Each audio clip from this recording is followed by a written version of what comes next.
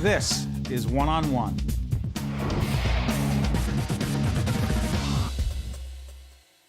Folks, everything you ever wanted to know about leadership, you're about to find out. Not from me. Oh, I'm putting a lot of pressure on you. Karol Wasylyshyn. I did it. Almost. Oh, come on. Wasylyshyn. Wasylyshyn. Karol Wasylyshyn is executive coach and author of a wonderful book called Behind the Executive Door. Hey, you wrote 3 books. What's up with you? 3 books last year. What are the other 2? Relentless. Standing on Marbles. Standing on Marbles. Go ahead. 3 leader types in verse and imagery. And Tanto Tempo, 2 poets together. Why are you fascinated by the issue in question and the challenge of leadership?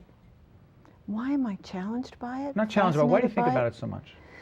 Well, it's my life. You know, it's, I often say we do a good job in this country of educating people, but not a great job of getting them directed into their thing.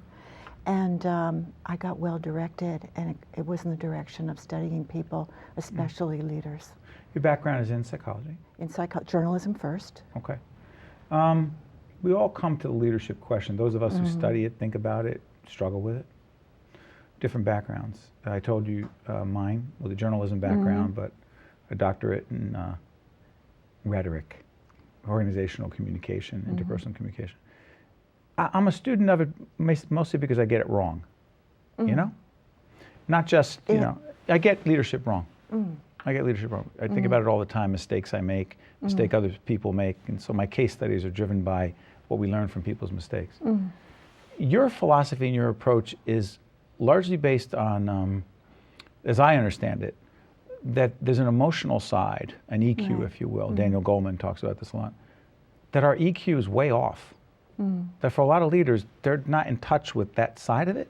Absolutely. What does that mean? Well, I mean, just to, as a little précis, I would say the challenge for me in working with senior leaders is not about helping them get any smarter. I mean, they don't need to be any smarter. Right. They wouldn't be in the roles they were in if they weren't very smart.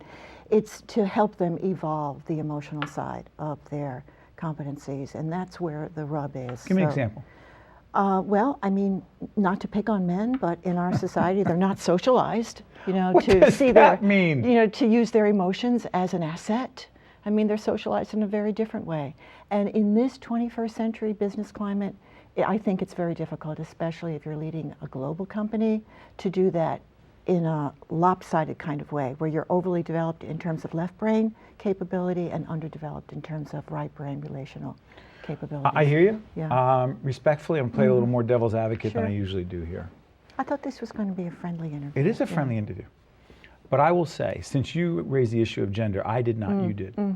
I will say, since we are generalizing, that I find that one of the biggest challenges for me and for other men who I work with who happen to be leaders is that when we are as direct as we can sometimes be about what we perceive to be lack of performance or performing not up to par or as needed to succeed as an organization, that the directness and the degree of confrontation for some disproportionately who happen to be women can't handle it. Is that an EQ issue? Well, you know, the 4 dimensions of emotional intelligence are self-awareness, self-management, attunement to others, and relationship traction. What I mean by that is forming relationships that are not just transactional.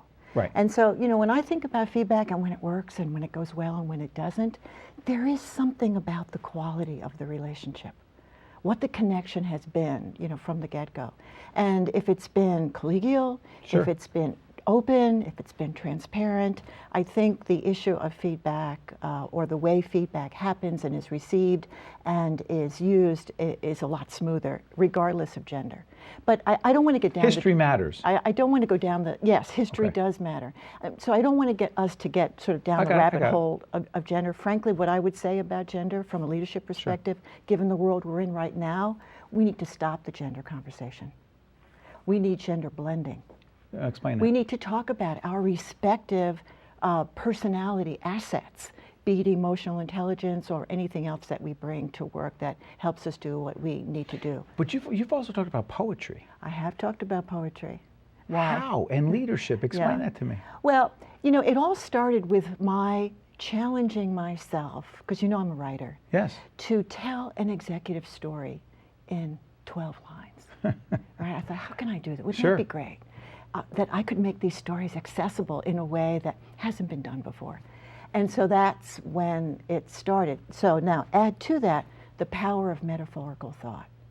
Because, you know, the conversations about leadership, going back to what you were saying earlier, you know, we go round and round, we dig ruts around certain descriptions and language. I want to change the conversation. I want to lift it to a different place. I want people to be able to use the white space around a piece of poetry to relate to what leadership means for them or what they're experiencing from leaders. So that's why poetry. I want to push back a little bit more. Isn't leadership largely about getting stuff done? Where's all the place for the white space? It is about getting stuff done. You know, I love this quote from Max Dupre, who was the Great leadership guru, absolutely. Right? You can't study this without reading Max Dupre. I mean, great humanistic leader. Especially because his books were real thin. That's what I liked about them. Yeah, leadership is an art. That's but right. Remember that great quote? He said, the first task of a great leader is to set the direction. The last task is to say thank you.